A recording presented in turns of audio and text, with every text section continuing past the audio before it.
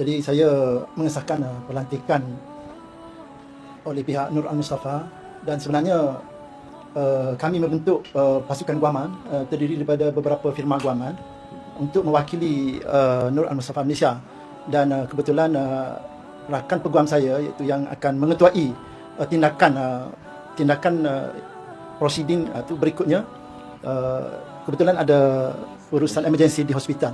Jadi beliau tidak dapat hadir, dan dia adalah untuk sebagai leading lawyer dalam kes ni, dan kami telah pun diberi arahan oleh pihak Nur Al-Mustafa Malaysia untuk meneliti segala dokumen-dokumen, segala laporan-laporan yang bagi kami merupakan satu rancangan berniat jahat untuk menjatuhkan reputasi pihak anak guang kami. Dan perkara ini telah menjadi satu bicara yang agak panas di Malaysia, disebabkan sebaran berita yang bagi kami adalah satu laporan yang tidak bertanggungjawab daripada, dan kami yakin laporan yang dikeluarkan itu adalah satu well prepared, scripted, yang mana telah dipersiapkan, dan kami percaya dalang di sebalik laporan itu pun kami boleh kenal pasti siapa. Disebabkan pihak Darul Ulum Mustafa menyatakan butiran yang diberikan kepada media itu adalah satu butiran yang agak lengkap. Cerita-cerita yang hanya pihak belakang tabir saja tahu. Jadi buat masa ini kami tim guaman yang terdiri daripada 3 firma guaman telah bersepakat untuk mengambil tindakan undang-undang dan yang bersesuaian. Jadi tunggu sajalah apa secara rasmi. Sidang media hari ini dibuat untuk bertujuan untuk memberi penerangan dan cerita sebenar. Pertama kalinya pihak anak guang kami menafikan apa-apa laporan, dan yang mana anak guang kami sifatkan sebagai satu rancangan yang tersusun rapi untuk menjatuhkan reputasi kepada anak guang kami, dan khususnya untuk menimbulkan satu persepsi yang sangat negatif kepada anak guang kami dan juga kepada Habib Maulana Muhammad Al-Amin daripada Maghribi.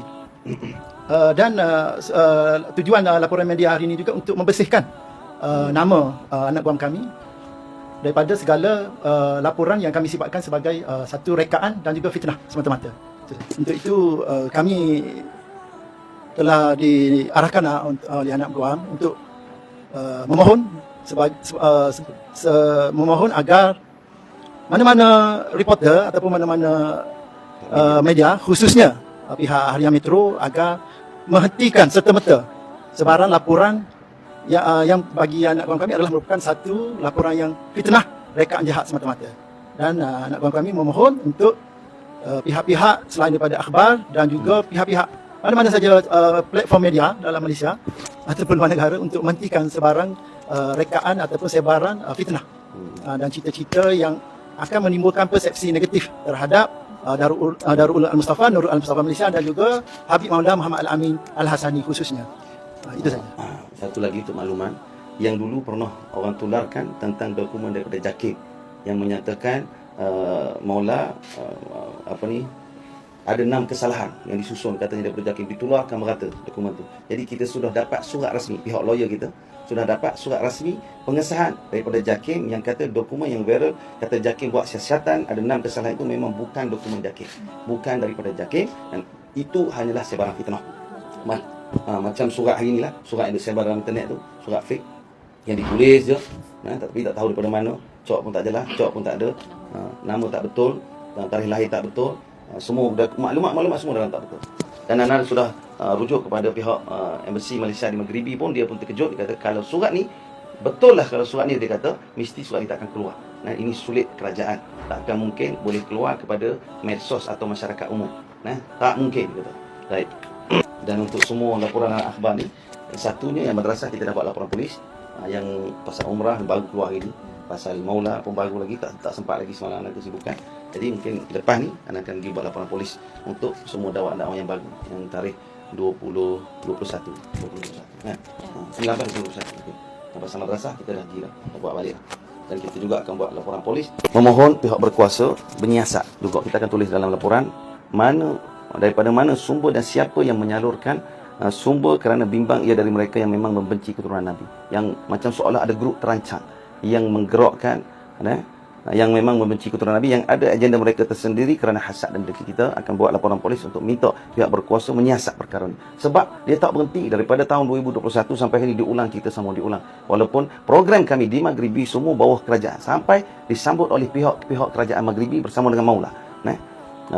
Dan kita nombor 2 minta juga pihak berkuasa bekerjasama dengan pihak badan otoriti agama seperti JAKIM dan jabatan-jabatan agama, jabatan mufti dalam isu ini, dan mengharapkan JAKIM dan lain-lain dapat mendengar penjelasan dari kami untuk tabayun agar tidak timbul fitnah. Dan baru ni Alhamdulillah anda jumpa salah seorang pegawai JAKIM untuk menjelaskan perkara ini. Anda bawa rujukan semua tentang dokumen rasmi Maula di anda hantar ke JAKIM, dan dia sedang proses untuk tolong buat pengesahan dalam perkara ini, insya-Allah, penjelasan perkara ini.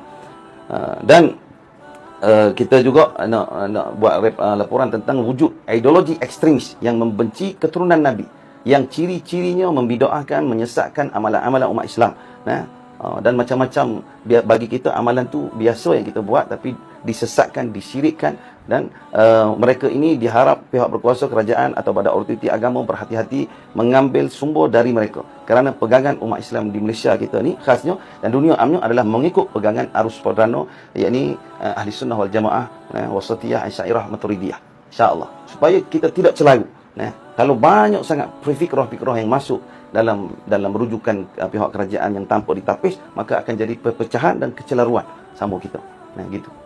Memang ekstremis kepada Ahlul Bait daripada dulu lagi. Daripada zaman Nabi lagi, zaman sahabat, keluarga Sayyidina Hasan dibunuh, keluarga Sayyidina Husain dibunuh, bukan seorang dua, puluhan orang kena bunuh.